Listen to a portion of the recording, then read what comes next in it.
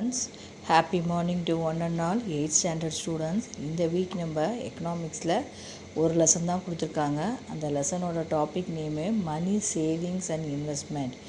In this lesson, we are going to learn about the evaluation of money and then value, nature, function and importance of money.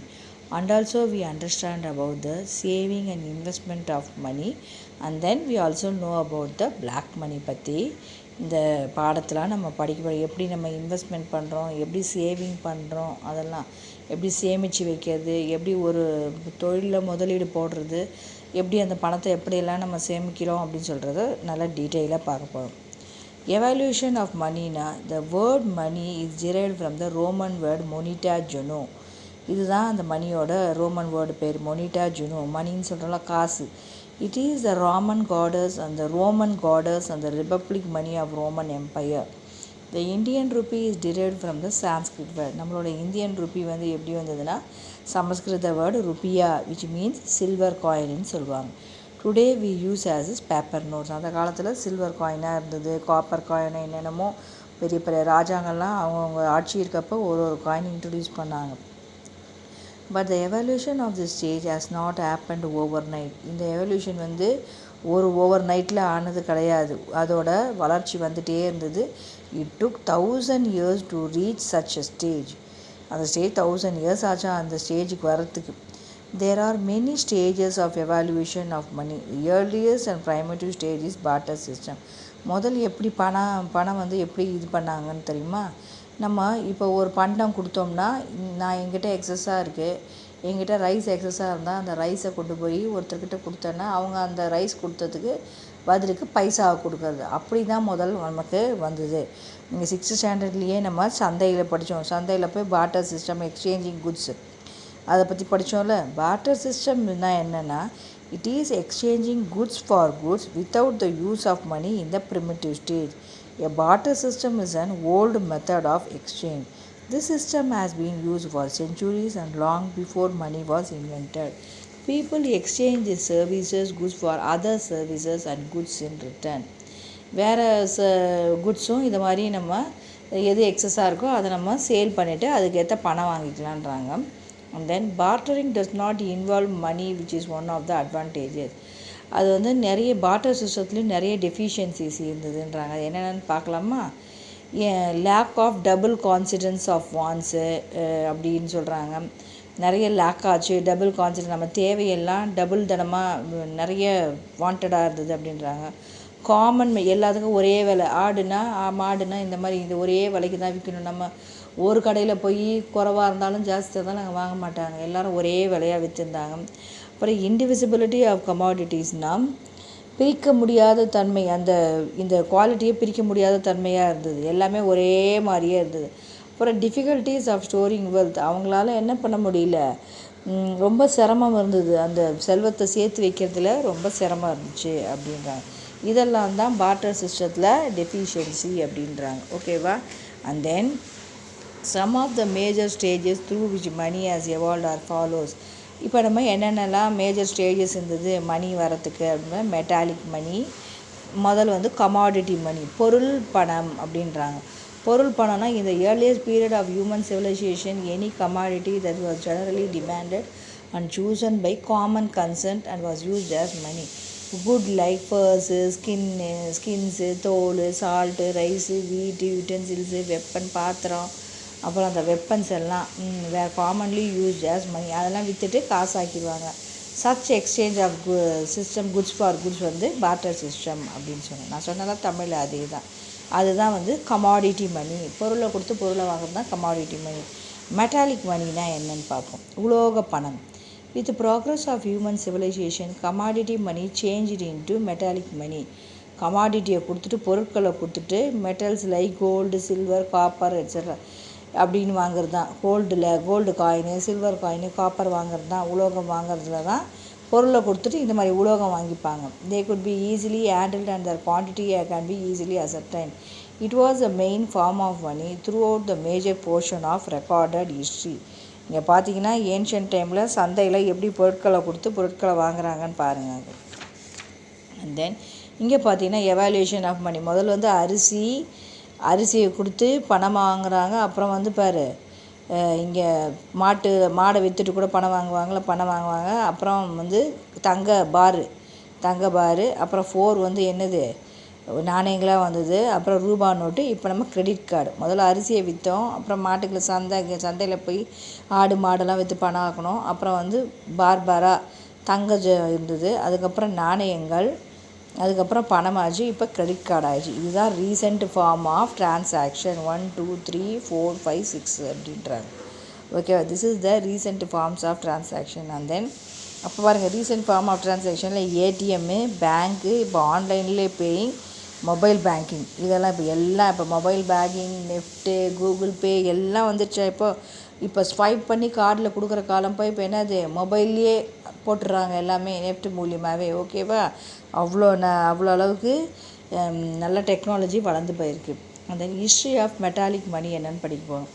The precious metal, especially gold, silver, bronze for metallic money, and the standard weight, fineness of metal, particularly gold, silver, and seal on it, became medium of exchange. They were different denomination of easily divisible, portable, and convenient is making payment. இதை வந்து என்னது, அந்த காலத்தில் gold, silver, தங்கம், அந்த France, பித்தளை, சில்வர்லாம் ஈஸியாக வந்து metallic மணியாக ஆக்கிட்டாங்களாம்.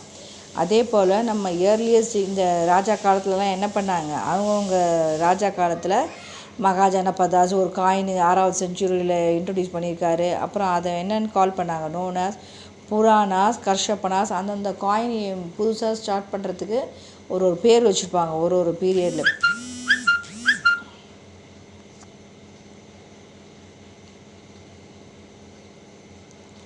அதே போல் மௌரியாஸில் பஞ்ச் மார்க்டு காயின்ஸ் அப்படின்னு came up with punch marked coins, mining of silver, gold, copper and lead. Indo-Greek Kushan kings introduce the Greek custom of engraving portraits on the coin. அவங்களும் என்ன பண்ணுறாங்க, போர்ட்ரைட்ஸ் ஆன் த காயின்ஸில் இருக்க மாதிரி அவங்கவுங்க இங்கே கொடுத்துருப்பாரு. மௌரியா டைமில், கார்ஷப்பனாஸ் டைமில், டெல்லி சுல்தான் டைமில் எப்படி அவங்க ஃபேஸ், ராஜாவோட ஃபேஸ் இருக்கும். நம்ம இப்போ நாணயத்தில் பூவா தலையாக போடுறீங்கல்ல, நம்ம இந்தியனோட சாரநாத் பில்லர் அதெல்லாம் இருக்குல்ல, அந்த மாதிரி அப்போ அந்த காலத்தில் அந்த ராஜாக்களோட முத்திரை பதிச்சு வச்சுருப்பாங்க. ஷெர்ஷா சூரி காயின், டான் கான் பேர் வச்சுருக்காங்க. இங்கே மௌரியான் பீரியடில் இருக்கிற காயின். ஓகேவா? இதெல்லாம் அந்த காலத்தில் யூஸ் ஆகிருந்தது அப்படின்னு சொல்கிறாங்க. நெக்ஸ்ட்டு வந்து என்ன பார்க்க போகிறோம்னா, நம்ம வந்து பேப்பர் மணினா என்ன, ரூபா நோட்டு. ரூபாயில் நம்ம வந்து பேப்பரில் வந்த காகிதத்தில் வந்த பணம். It was found on the convenient as well as the dangerous to carry gold and silver coins. இது வந்து எதுக்காகனா, கோல்டும் சில்வரையும் மூட்டையாக எடுத்துகிட்டு அப்போல்லாம் என்ன பண்ணுவாங்க, ராஜாக்கள்லாம் அரசவையில் வந்து நல்லா பாட்டு பாடினாங்கன்னா, இவ்வளோ பொற்காசுகள் தரேன், இவ்வளோ வந்து சில்வர் காசுகள் தரேன் அப்படின்னு சொல்லி தருவாங்க. அதெல்லாம் கொண்டு போகிறதுக்கு ரொம்ப கஷ்டமாக இருந்துச்சுல்ல. அதனால தான் என்ன பண்ணாங்க, பேப்பர் மணிக்கு அவங்க மாறினாங்க. இந்த தங்க நாணயமோ வெள்ளி நாணயமோ கொண்டு போகிறதுக்கு ரொம்ப கஷ்டமாக இருக்குன்ட்டு அவங்க இந்த மாதிரி மாறினாங்க. So invention of paper money market a very important stage in the development of money. அப்போ அந்த காலத்தில் அவ்வளோ இதுவும் எடுத்துகிட்டு போக முடியுமா? அதனால தான் வந்து ஈஸியாக அவங்க டிரான்சாக்ஷன் பண்ணுறதுக்கும் ஒரு இடம் கொண்டு போகிறதுக்கும் அந்த பணத்தை, காகித மணியை இன்ட்ரடியூஸ் பண்ணாங்க.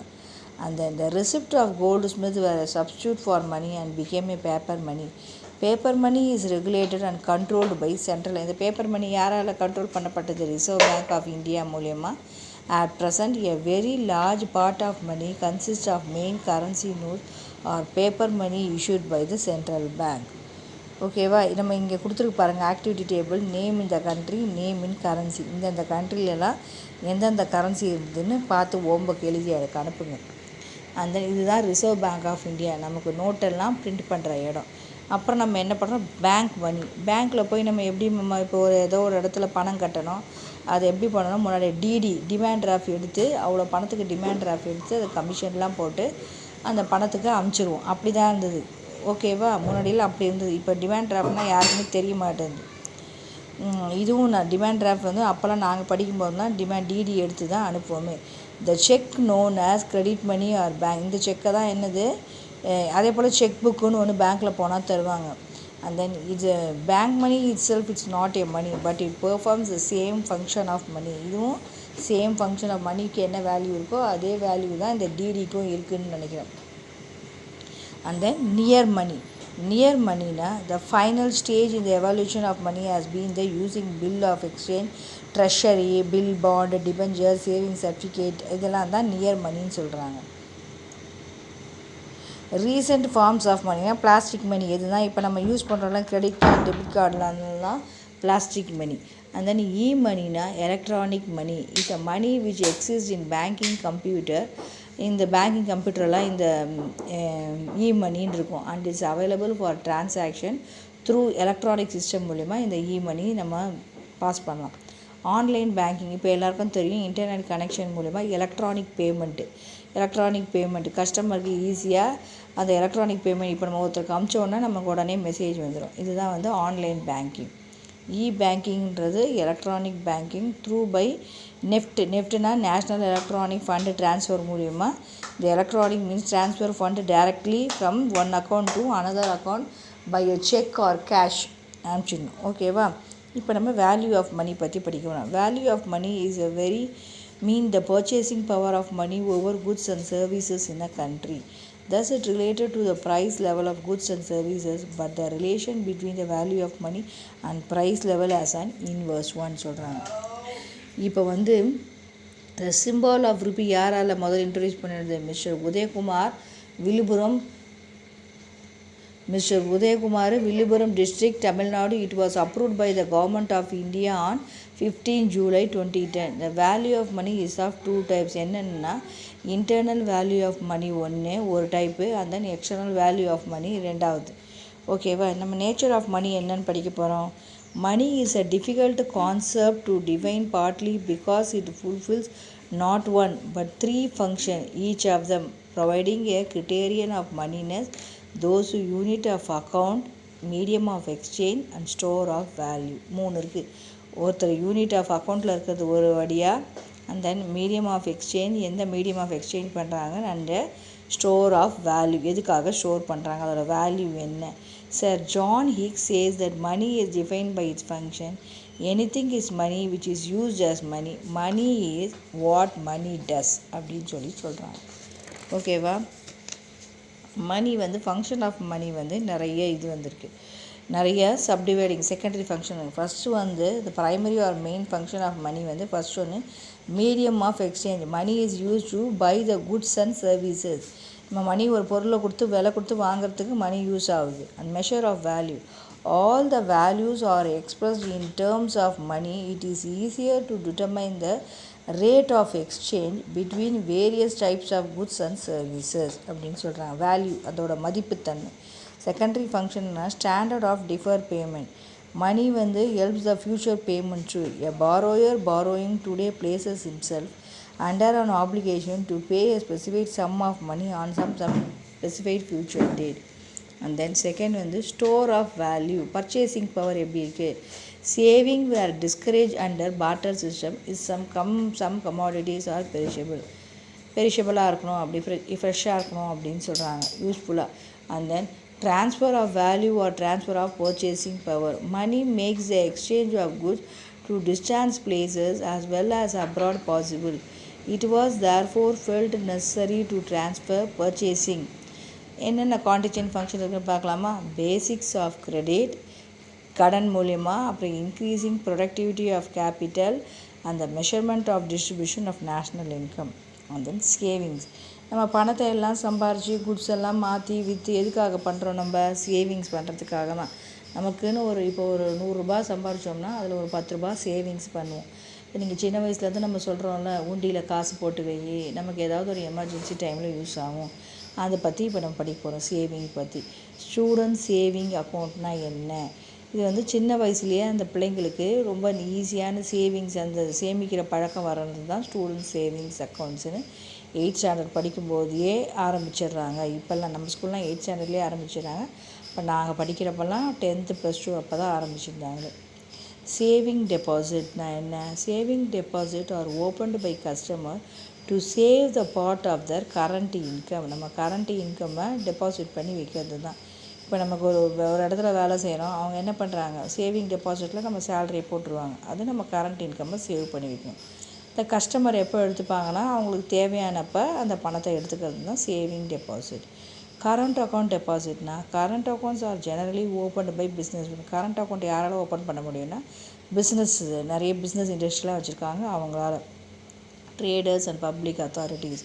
The current account help in frequent banking transaction and they are repayable on demand. Fixed deposit, ஒரு பணத்தை அப்படியே ஃபிக்ஸடாக 1 வருஷம் 2 வருஷம் 5 வருஷம் போட்டு வைக்கிறது தான் fixed deposit. Benefits of saving என்ன? You will be financially independent sooner and you will not have worry to. கஷ்டமான சூழ்நிலை நம்ம கஷ்டப்பட தேவையில்லை. In future we will have financial backup in place. நம்ம வேலை போயிட்டால் கூட அந்த பணத்தை சேமித்து வச்ச பணத்தை எடுத்து நம்ம இப்போ கொரோனா டைமில் நம்ம சேர்த்து வச்ச பணத்தை தானே எடுத்து செலவு பண்ணோம், அந்த மாதிரி தான் சேவ் பண்ணால் நமக்கு யூஸ் ஆகும். And then you will be prepared if you circumstances change. அப்புறம் intensive to save among the student. Teach about them taxes and accounting. Tax எதெல்லாம் வரி போடுறாங்க, எப்படிலாம் அக்கௌண்ட்ஸ் வச்சுக்கணும்னு பார்த்துக்கணும். Involve them in grown up money decision and encourage them to apply for scholarship apply பண்ணலாம். Help them budget and apply for student loans. இப்போ படிக்கிறதுக்காக எல்லாம் லோன் தராங்களே, அதை யூட்டிலைஸ் பண்ணிக்கணும். Teach them personal saving. இதெல்லாமே நாங்கள் உங்களுக்கு சொல்லி தான் தரோமே.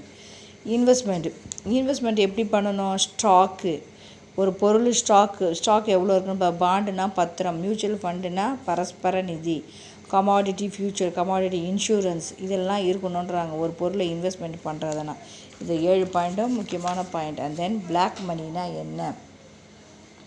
Black money is any money which is not paid to the government. இது வந்து கவர்மெண்ட்டுக்கு பே பண்ண மாட்டாங்க. Black money is a money earned through any illegal activity control by country regulation. அது வந்து நம்ம ஏதாவது நம்ம இல்லீகலாக பண்ணதுக்காக தான் அந்த பிளாக் மணி நமக்கு கிடைக்கிது. இப்போ நமக்கு கணக்கில் வராத சொத்துக்களை வந்து வச்சுக்கிட்டு இருந்தோம்னா அந்த நமக்கு கணக்கில் வராத மணியை நமக்கு கவர்மெண்ட்டுக்கிட்ட காட்ட முடியாது. Black money proceeds are usually received in cash from underground economic. நம்ம நிறைய லாபம் கிடச்சிதுன்னா நம்ம வரவுக்கு மிஞ்சி நிறைய லாபம். இப்போ நம்ம ஏதோ ஒரு எக்ஸாம்பிளுக்கு ஏதோ ஒரு 100 ரூபாய் லாபம் வர்றதுக்கு நமக்கு 200-300 ரூபாய் லாபம் வந்துச்சுன்னா அது வந்து ஒரு பிளாக் மணி தான். The black money is accumulated by the criminal, smugglers, hoarders, tax evaders and other anti social elements of society to India. Black money is fund earned in the black market on which income and other taxes have not paid. The root cause for increasing rate for black money is the country. என்னென்னலாம் effects of black மணினா dual economy, tax evasion, அப்புறம் undermining equity, widening gap between the rich and the புவருக்கு ரொம்ப gap இருக்குது, அந்த lavish consumption spending and distortion of production pattern தான். இதெல்லாம் தான் வந்து effects of black money. And then distribution of scarce resources, effects on production. அதே போல் recent steps against black money எதுனா இதெல்லாம் நம்ம கவர்மெண்ட் எடுக்கணும். டிமானிட்டைசேஷன் எடுக்கணும். அண்ட் ஸ்பெஷல் இன்வெஸ்டிகேஷன், எப்படி பிளாக் மணி வருது அதுக்கு ஸ்பெஷல் இன்வெஸ்டிகேஷன் பண்ணணும். அப்புறம் under pressure from India and other country, Switzerland have made key changes and its local laws governing assets foreign allegedly stashed in Swiss bank. Then some legislative framework. இதெல்லாம் வந்து legislative framework Lokpal and லோக்கி act இதெல்லாம் வந்து against to black மணிக்கு அகெயின்ஸ்டாக இருக்குது இந்த இதெல்லாம். ஓகேவா? இவ்வளோ நேரம் நம்ம என்ன படித்தோம் ஸ்டூடெண்ட்? நம்ம நல்லா யோசனை பண்ணி பாருங்கள், எல்லாம் ரீகால் பண்ணிப்போமா? நம்ம மணினா என்ன, எவாலுவேஷன் ஆஃப் மணினா என்னன்னு பார்த்தோம், recent forms of money transaction பார்த்தோம், மெட்டாலிக் மணி பார்த்தோம், கமாடிட்டி மணி பார்த்தோம். அதே ஹிஸ்ட்ரியில் முன்னாடி ஏன்ஷியன்ட் டைம்ஸில் எந்த மாதிரியெல்லாம் யூஸ் பண்ணாங்க அப்படின்னு சொல்லி பார்த்தோம். அந்த near money, plastic money, money, online banking, banking, and then nature of money, value of money, and then function of money பற்றி, பிளாக் மணி, சேவிங், இன்வெஸ்ட்மெண்ட் பற்றியெல்லாம் நம்ம டீப்பாக பார்த்தோம் சொல்கிறேன். அப்புறம் இதோட ஃபில் இந்த பிளாங்க்ஸ் எல்லாம் நான் அனுப்புகிறேன், எனக்கு வாட்ஸ்அப்பில் எழுதி அனுப்புங்க. ஓகேவா? Thank you, take care, by.